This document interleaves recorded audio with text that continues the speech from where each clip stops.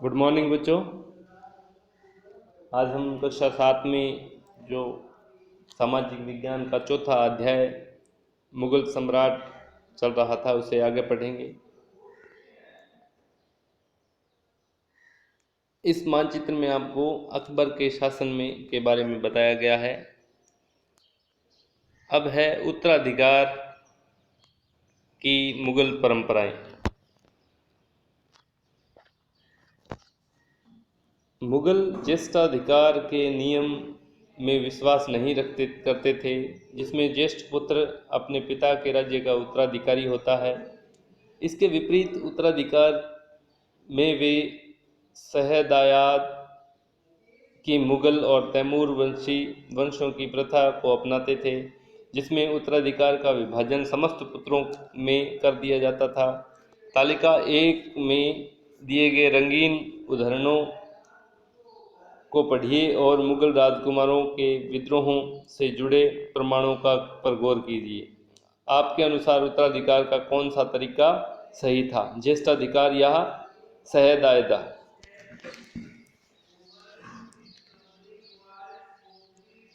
मुगलों के अन्य शासकों के साथ संबंध। तालिका 1 को फिर से देखो। आप पाएंगे कि मुगलों ने उन शासकों के विरुद्ध लगातार अभियान किए जिन्होंने उनकी सत्ता को स्वीकार करने से इनकार कर दिया। जब मुगल शक्तिशाली हो गए तो कई शासकों ने स्वेच्छा से उनकी सत्ता स्वीकार कर ली। राजपूत उसका एक अच्छा उदाहरण है। अनेकों ने मुगल घराने में अपनी पुत्रियों के विवाह करके उच्च पद प्राप्त किए, परंतु कईयों ने विरोध भी किया।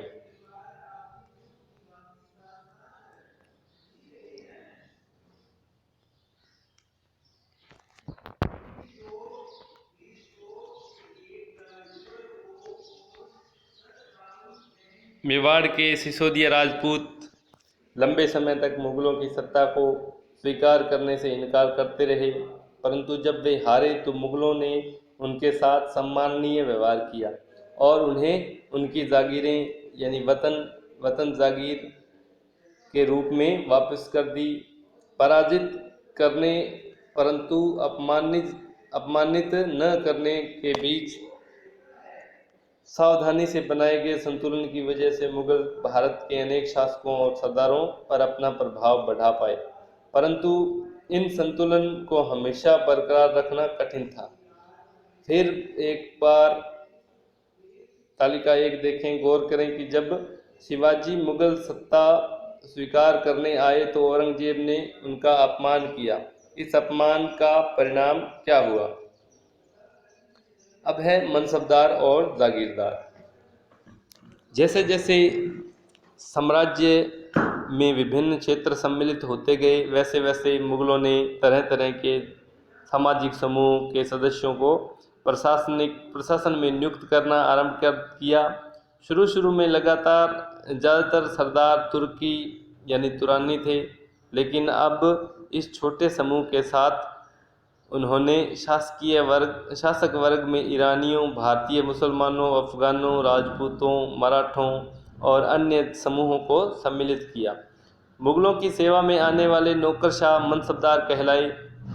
मनसबदार शब्द का प्रयोग ऐसे व्यक्तियों के लिए होता था जिन्हें कोई मनसब यानी कोई सरकारी हैसियत अथवा पद मिलता था।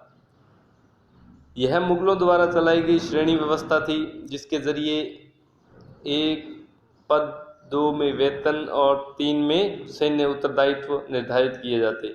पद और वेतन का निर्धारण जात की संख्या पर निर्भर था। जात की संख्या जितनी अधिक होती थी, दरबार में अभिजात की प्रतिष्ठा उतनी ही बढ़ जाती थी और उसका वेतन भी उतना ही अधिक होता था। जो सैन्य उत्तरदायित्व मनसबदारों को सौंपे जाते, उन्हीं के अनुसार इन्हें घुड़सवार रखने पड़ते थे। मनसबदार अपने सवारों को निरीक्षण के लिए लाते थे। वे अपने सैनिकों के घोड़ों को दगवाते थे एवं सैनिकों का पंजीकरण करवाते थे। इन कार्यवाहियों के बाद ही उन्हें सैनिकों को वेतन देने के लिए धन मिलता था। मनसबदार अपना वेतन राजस्व एकत्रित करने वाली भूमि के रूप में पाते थे, जिन्हें जागीर कहते हैं, और जो तकरीबन इक्ताओं के समान थी। तो यह लेसन आज के लिए इतना ही। आगे का लेसन हम कल पढ़ेंगे। धन्यवाद।